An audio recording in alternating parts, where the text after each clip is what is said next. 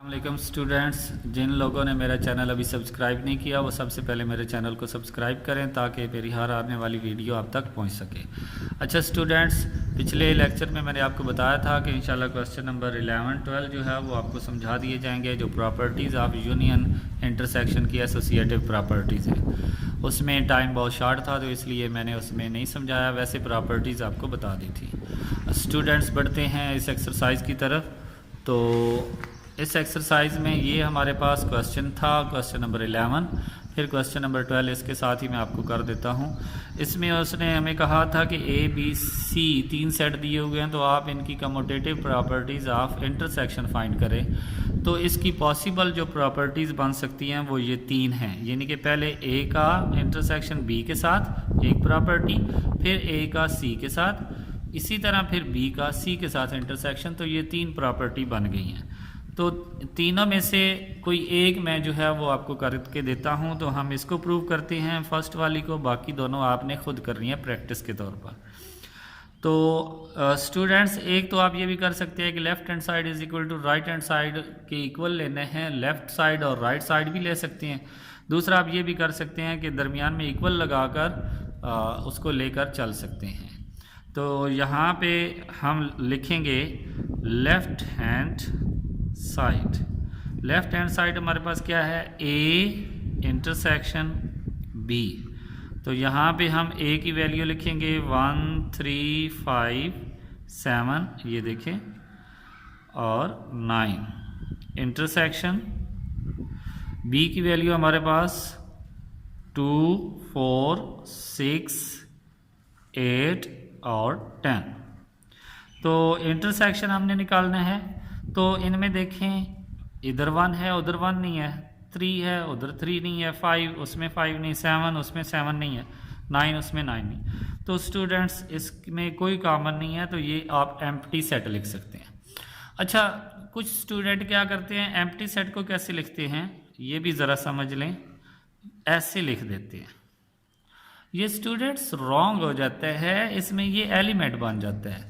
तो जब आपका एम्प्टी सेट आंसर आता है, या तो आप इस तरह की ब्रैकेट डालें या फिर इस ब्रैकेट की जगह पे आप एम्प्टी सेट का साइन फाई डाल दें। दोनों एक ही जगह पे आप नहीं लिख सकते कि जी इस तरह ब्रैकेट डालकर उसके अंदर फाई भी लिख दें, तो ये रॉन्ग हो जाता है। इसको आपने अच्छे से याद रखना है। तो ये हमारे पास एम्प्टी सेट आ गया। अब राइट हैंड साइड हम लेते हैं। राइट हैंड साइड पे क्या है, B इंटरसेक्शन A। तो पहले B की वैल्यू 2 4 6 8 एंड 10। इंटरसेक्शन A की वैल्यू 1 3 5 7 9। तो स्टूडेंट्स इनमें देखिए कुछ भी कॉमन नहीं है, तो ये भी क्या है, एम्प्टी सेट। तो हम कह सकते हैं कि लेफ्ट हैंड साइड का जो आंसर आया था और राइट हैंड साइड दोनों का आंसर क्या है, equal. So left hand side is equal to right hand side. तो आप लिख सकते हैं A intersection B is equal to क्या होता है, बी इंटरसेक्शन सी। तो ये आपका क्वेश्चन नंबर 11 कंप्लीट हुआ। अब हम क्वेश्चन नंबर 12 की तरफ बढ़ते हैं, उसका क्वेश्चन हम करते हैं। जी स्टूडेंट्स, क्वेश्चन नंबर 12 मैंने लिखा है, इसमें उसने कहा है कि एसोसिएटिव प्रॉपर्टीज़ ऑफ यूनियन जो है वो प्रूव करें। तो ये मैंने सब इस तीनों की एक ही बनती है तो वो मैंने लिख दी है। अब इसको हम प्रूव करते हैं। तो सबसे पहले लेफ्ट हैंड साइड, ब्रैकेट में A union B union C. तो स्टूडेंट्स सबसे पहले ब्रैकेट डालें, जो ब्रैकेट के अंदर हैं उनको ब्रैकेट में डालें।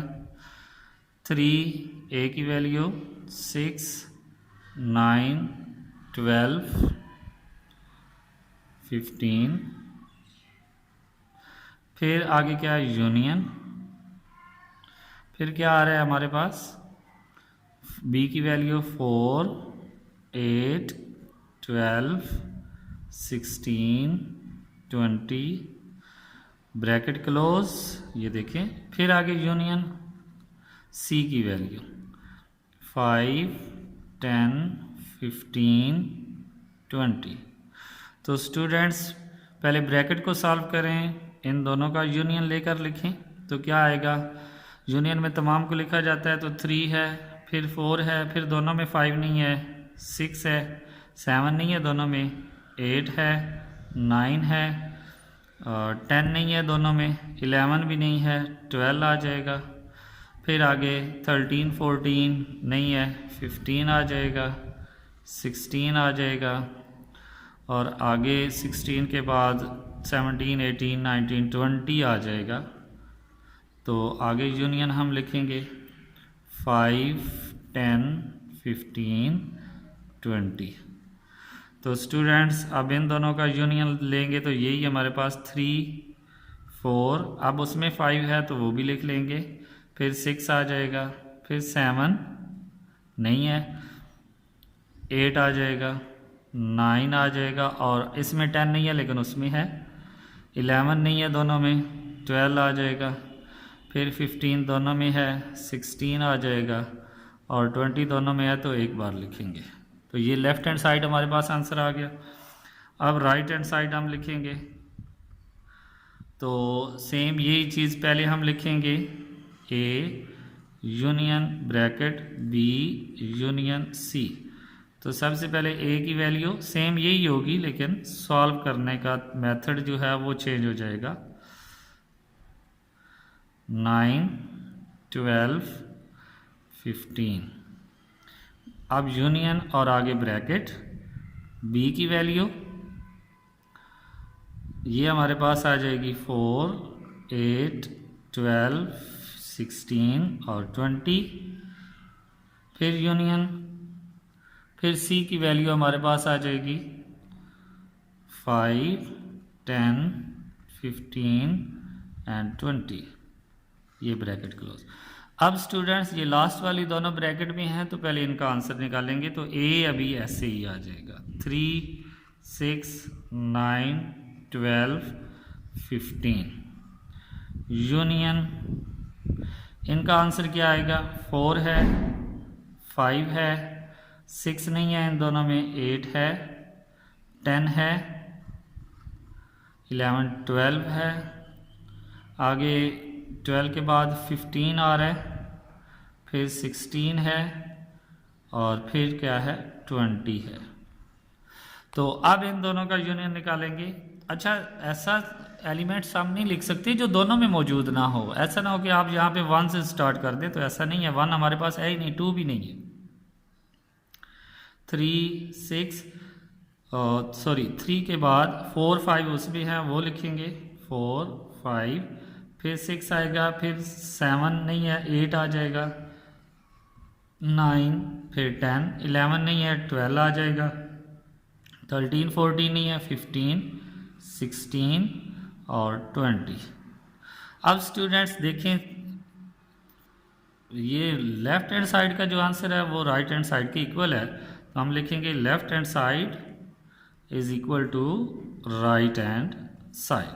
तो आगे फिर हम लास्ट पे यही वैल्यू दोबारा लिख लेंगे, ये जो हमने प्रूव करना था, ठीक है। तो यहाँ पे हम लिखेंगे हैंस प्रूव डैट। तो ये स्टूडेंट्स, ये आपका क्वेश्चन जो है ये सिर्फ 7th में यूज़ नहीं होगा, ये बल्कि 9th 10th में भी यूज़ होगा, 8 में भी यूज़ होगा। तो इसलिए इसको गौर से समझें और इसको अच्छे से देखें। ओके स्टूडेंट्स, अगर मेरा चैनल सब्सक्राइब नहीं किया तो उसको सबसे पहले सब्सक्राइब करें, और वीडियो अच्छी लगे तो लाइक कर दें और शेयर कर दें। ओके, अल्लाह हाफिज़।